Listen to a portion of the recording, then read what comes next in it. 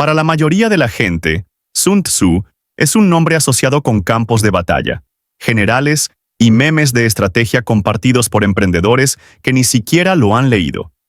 Se le considera un filósofo de la victoria, un pensador místico que descifró la psicología del conflicto. Pero esa versión pierde la esencia por completo, porque al eliminar los eslóganes y la creación de mitos, se descubre algo mucho más interesante. Sun Tzu no estaba obsesionado con ganar batallas, estaba obsesionado con evitarlas. No le interesaba la gloria, la disciplina ni la dominación. Le interesaba el coste. Y en un mundo que se desangraba en guerras constantes, Sun Tzu se convirtió en el primer pensador en dejar una verdad incómodamente clara. El mayor peligro para un Estado no es el enemigo que tienes delante, sino la factura que viene después. La gente cree que el arte de la guerra trata sobre la lucha. En realidad, trata sobre finanzas.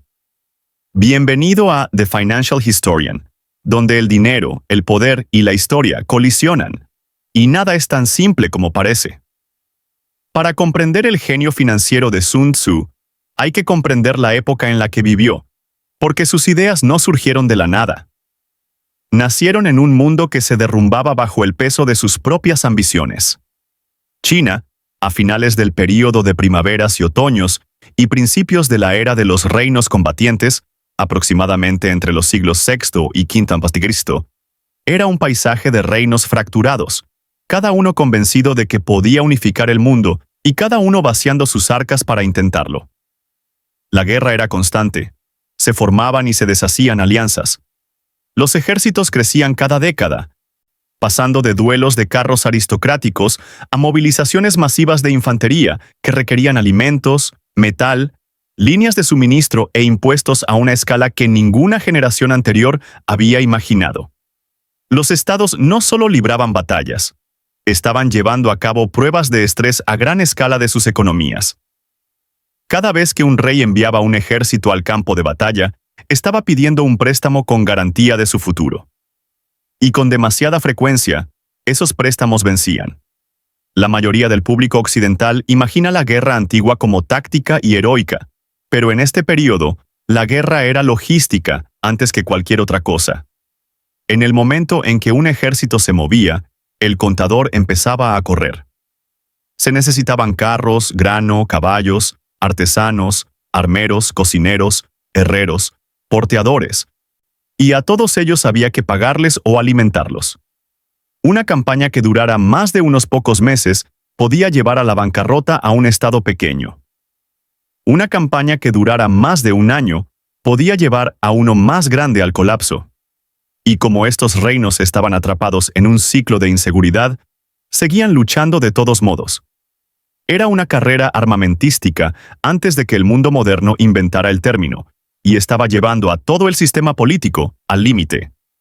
Este es el mundo en el que se adentró Sun Tzu, no como un filósofo sentado en silenciosa contemplación, sino como un estratega obligado a resolver una crisis económica disfrazada de militar.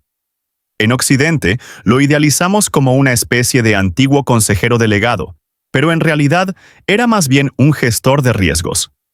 Analizó las cifras, los costes, los plazos, la logística, y se dio cuenta de que la forma en que los estados conducían la guerra era insostenible. La victoria no significaba nada si el tesoro colapsaba. Y muchos gobernantes nunca lo entendieron. Creían que el ejército enemigo era su mayor amenaza. Sun Tzu creía que sus propios gastos lo eran. Por eso la frase más importante de El arte de la guerra aparece al principio, antes de hablar siquiera de engaño, terreno o moral.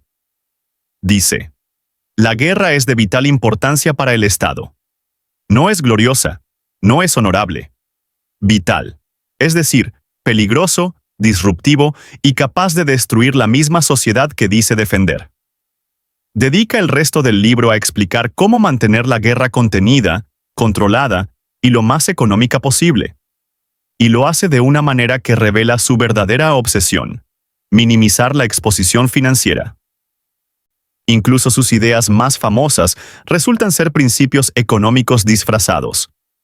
Cuando dice, el arte supremo de la guerra es someter al enemigo sin luchar, Eso no es misticismo, sino evasión de costos. Es el equivalente ancestral a obtener el resultado deseado sin quemar capital. Cuando advierte que ninguna nación se ha beneficiado jamás de una guerra prolongada, está afirmando una verdad fiscal literal. Cuanto más se prolonga una campaña, más erosiona la capacidad del Estado para funcionar. Y cuando enfatiza la velocidad, la eficiencia, la recopilación de inteligencia y la presión psicológica, es porque estas herramientas son más baratas que los ejércitos. Sun Tzu no intentaba ganar batallas. Intentaba evitar que los estados se arruinaran mientras intentaban ganar batallas. Para comprender cuán revolucionario era este pensamiento, hay que entender cómo era la guerra china antes de él. Durante siglos, las élites aristocráticas libraron conflictos ritualizados donde el honor importaba más que los resultados, y el costo económico apenas se discutía. Pero a medida que la población crecía y las armas cambiaban, la guerra se intensificó hasta convertirse en algo irreconocible. Los estados comenzaron a estandarizar la moneda, reformar los sistemas tributarios y construir burocracias solo para sostener sus ejércitos. Combatir se convirtió en un proyecto nacional y en un riesgo financiero existencial. Sun Tzu vio que la vieja mentalidad se había vuelto suicida. La guerra ya no podía ser tratada como un escenario para gestos nobles o victorias simbólicas. Se había convertido en una amenaza presupuestaria que requería un análisis frío y sin sentimentalismos. Por eso Sun Tzu es una anomalía en la historia mundial. Mientras que la mayoría de los pensadores militares glorificaban el combate, él trataba la guerra como un balance general. Calculó las cadenas de suministro, el agotamiento de recursos y el costo de oportunidad siglos antes de que esos términos existieran. No tenía paciencia con los generales que buscaban la gloria a expensas de la estabilidad, porque comprendía una verdad que los líderes modernos a menudo olvidan.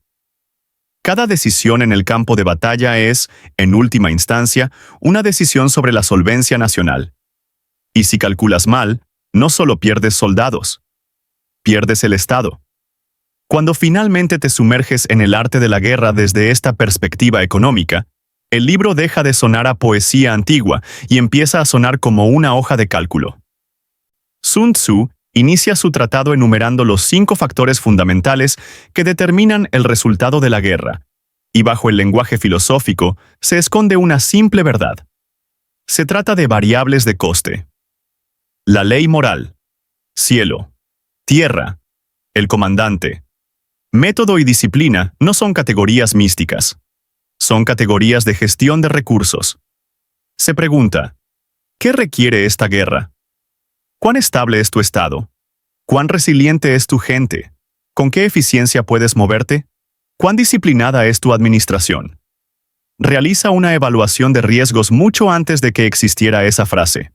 Y desde la primera página, Sun Tzu deja claro que los líderes que no pueden calcular costes no tienen por qué calcular estrategias.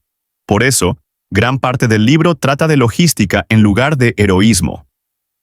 Sun Tzu dedica una sección entera a la economía de la alimentación de un ejército, y la lógica es brutal.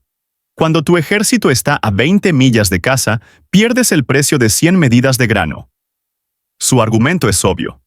La distancia aumenta el coste, y una distancia prolongada lo multiplica. Explica que transportar suministros agota el tesoro más rápido que pagar tropas, que mantener un ejército en el campo de batalla colapsa la base de mano de obra agrícola, y que los comandantes derrochadores arruinan a sus naciones mientras ganan escaramuzas sin sentido. Para hacer un tratado militar, muestra un extraño desinterés en la batalla y un interés obsesivo en cuánto cuesta. Advierte a los gobernantes que utilicen los recursos del enemigo siempre que sea posible, no como una conveniencia táctica, sino como una necesidad fiscal. Reprende a los líderes que prolongan las campañas, no por indecisión, sino por imprudencia financiera. Sun Tzu comprendió algo que los estados modernos suelen olvidar. La logística no apoya la estrategia. La logística es la estrategia. Su enfoque de la inteligencia revela la misma lógica financiera. Hoy, cuando los gobiernos debaten presupuestos de vigilancia o las agencias de inteligencia solicitan financiación, la discusión se enmarca en términos de seguridad, ética o interés nacional. Sun Tzu lo enmarcó en términos de rentabilidad. Un solo espía, explica, puede evitar que todo un ejército marche en la dirección equivocada. Un solo mensaje interceptado puede ahorrarle millones a una nación. Escribe que lo que permite al sabio soberano y al buen general atacar y conquistar, y lograr cosas más allá del alcance del hombre común, es la previsión, no el coraje ni la fuerza. La previsión es simplemente la palabra que en el mundo antiguo se usaba para referirse a los datos. Sun Tzu veía la información no como un accesorio para la guerra, sino como el arma más barata y efectiva disponible. Fue el primer estratega en comprender que la mala asignación de información es una mala asignación de capital. Incluso su énfasis en la velocidad se centra fundamentalmente en la economía. La velocidad es la esencia de la guerra, escribe, y la mayoría de los lectores interpretan esto como un llamado a la acción agresiva. Pero el verdadero significado de Sun Tzu es más sutil. La velocidad reduce los costos. Cuando insta a los comandantes a moverse con rapidez donde el enemigo no los espera, describe una estrategia de coste-beneficio. Usar la oportunidad y el engaño para evitar los gastos de un conflicto directo. Cada día que un ejército pasa marchando, alimentándose y esperando, aumenta su exposición financiera. La victoria retrasada es dinero quemado. La victoria obtenida mediante maniobras en lugar de desgaste preserva los recursos. La famosa preferencia de Sun Tzu por la flexibilidad, la adaptabilidad y la ventaja psicológica no es un talento filosófico, sino disciplina fiscal. Pero su visión financiera más profunda está entretejida en la estructura del libro. Cada línea trata sobre el coste de oportunidad. Cada decisión que toma un gobernante cierra la puerta a una opción más barata. Sun Tzu no se opone a la guerra, se opone al desperdicio. Y el desperdicio máximo, en su opinión, es librar batallas que no había que librar. Por eso elogia a los generales que rompen la resistencia sin derramamiento de sangre, que ganan mediante la diplomacia, la intimidación, la distracción o las alianzas. Para Sun Tzu, estas no son estrategias secundarias. Estrategias. Son las principales, porque conservan el capital limitado del Estado. En uno de sus pasajes más reveladores, advierte que los gobernantes que disfrutan de la guerra por sí misma traerán la ruina a sus reinos. Tras este lenguaje poético se esconde un principio contable frío. Si tratas la guerra como una pasión en lugar de un lastre, eventualmente incumplirás. Lo que hace aún más evidente el genio financiero de Sun Tzu es cómo los estados a su alrededor triunfaron o colapsaron en función de si lo escucharon o no. Algunos reinos invirtieron su riqueza en asedios prolongados que agotaron su base impositiva y los dejaron vulnerables a la rebelión interna. Otros aplicaron la lógica de Sun Tzu, utilizando información, alianzas y ataques rápidos para evitar la espiral económica de un conflicto prolongado. Los estados que reconocieron la guerra como un instrumento financiero, algo que debía emplearse con moderación y estrategia, sobrevivieron más tiempo. Aquellos que consideraban la guerra como una prueba de honor o fuerza bruta, se agotaron. Sun Tzu no solo tenía razón en teoría, la historia le dio la razón en la práctica. Y aquí es donde la historia pasa del análisis antiguo a algo mucho más contemporáneo. Porque la incómoda verdad es que las advertencias de Sun Tzu se han repetido en todos los grandes conflictos de los últimos 2 siglos. Los gobiernos modernos siguen cometiendo el mismo error que él intentó evitar. Entran en guerras sin calcular la presión económica a largo plazo y luego ven cómo sus presupuestos se fracturan. La Unión Soviética en Afganistán. Estados Unidos en Vietnam. Las potencias imperialistas en la Primera Guerra Mundial. Estos conflictos no se perdieron porque los ejércitos fueran débiles. Se perdieron porque el modelo económico que los sustentaba se derrumbó. Sun Tzu habría reconocido el patrón al instante. La guerra prolongada erosiona el Estado más rápido de lo que el enemigo podría hacerlo. Mientras tanto, Las herramientas que él defendía, inteligencia, engaño, operaciones dirigidas, maniobras rápidas, se han convertido en la columna vertebral de la estrategia moderna, precisamente porque son más económicas. La ciberguerra es Sun Tzu. Las sanciones son Sun Tzu. Las guerras por delegación, las operaciones de influencia encubierta, la disuasión estratégica, todas ellas buscan lograr el máximo efecto con la mínima exposición financiera. Los estados más poderosos del mundo aún viven dentro del balance de Sun Tzu, lo reconozcan o no. Pero el ejemplo moderno más claro de su influencia está en cómo las naciones ahora piensan sobre el poder nacional. Sun Tzu creía que la fuerza de un Estado no provenía solo de su ejército, sino de su resiliencia económica, su capacidad para absorber impactos, recuperarse y seguir funcionando. Escribió en una época en la que los reinos se desmoronaban porque gastaban demasiado en campañas que no podían sostener. Vivimos en un mundo donde las grandes potencias enfrentan el mismo dilema, con diferentes caras. Presupuestos militares, cargas de deuda, dependencia de recursos, fragilidad de la cadena de suministro y el costo a largo plazo de proyectar fuerza. Sun Tzu podría no reconocer la tecnología, pero sí reconocería las matemáticas. La lección más profunda, la que la mayoría de la gente pasa por alto, es que Sun Tzu no estaba enseñando a los gobernantes a ganar guerras. Les estaba enseñando a evitar la bancarrota nacional. Su verdadero ingenio fue comprender que el costo del conflicto sobrevive al conflicto mismo. Los estados no fracasan porque pierden batallas. Los estados fracasan porque agotan el capital que los mantiene coherentes, seguros y funcionales. La victoria, en el mundo de Sun Tzu, es irrelevante si el tesoro colapsa después. La mejor guerra es la que no requiere reparar la economía cuando termina. Y esa es la perspectiva a través de la cual el arte de la guerra se convierte repentinamente en algo completamente diferente. No es un libro sobre audacia ni agresión. Es un libro sobre moderación. No se trata de dominar a los oponentes, se trata de sobrevivirlos. Sun Tzu no glorifica el triunfo. Glorifica la estabilidad. Para él, el gobernante que preserva los recursos es más sabio que el gobernante que conquista ciudades. El general que gana sin luchar es más sabio que el general que destruye ejércitos.